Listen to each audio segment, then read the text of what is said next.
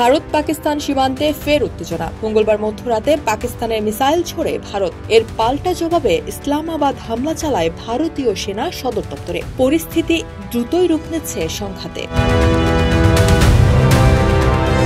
পাকিস্তানের সেনা সদর দপ্তর সূত্রের দাবি, ভারতের ব্রিগেড সদর দপ্তরে হামলা চালিয়ে তা ধ্বংস করে দিয়েছে পাকিস্তানি বাহিনী। পাশাপাশি এল ওসির দৌদনিয়াল সেক্টরে ভারতীয় একটি চৌকি ঘুরিয়ে দেওয়া হয়েছে বলে জানায় এক্সপ্রেস ট্রিবিউন।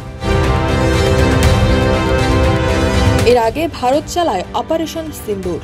দেশটির সশস্ত্র বাহিনী জানায়, পাকিস্তান অধিকৃত জম্মু কাশ্মীরে 9টি সন্ত্রাসী ঘাঁটিতে হামলা চালানো হয়েছে। ভারতের দাবি, টার্গেট ছিল শুধু সন্ত্রাসীদের অবকাঠামো।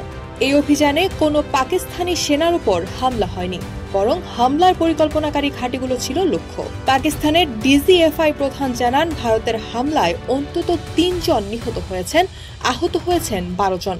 কোটলি, মুজফফরাবাদ সহ 5টি স্থানে আঘাত হানে ভারত। তিনি আরও বলেন, 2টি মসজিদে হামলা চালিয়েছে ভারত, যা প্রমাণ করে হামলা ছিল মতাদর্শগত উদ্দেশ্যপ্রসূত। লেফটেন্যান্ট জেনারেল আহমেদ শরীফ চৌধুরী, মসজিদে হামলা প্রমাণ করে এটি হিন্দুত্ববাদীদের পরিকল্পিত আঘাত। এই মুহূর্তে 2 দেশের মধ্যে কূটনৈতিক উত্তেজনাও তুঙ্গে। আন্তর্জাতিক সম্প্রদায়ের দৃষ্টি এখন উপমহাদেশের এই নতুন যুদ্ধংদেহী পরিস্থিতির দিকে। ভারত পাকিস্তান সীমান্তে আবারও রক্তক্ষয়ী উত্তেজনা। 2 দেশই দাবি করছে সন্ত্রাস বিরোধী অবস্থান, কিন্তু বাস্তবে বাড়ছে সংঘর্ষ আর প্রাণহানির আশঙ্কা।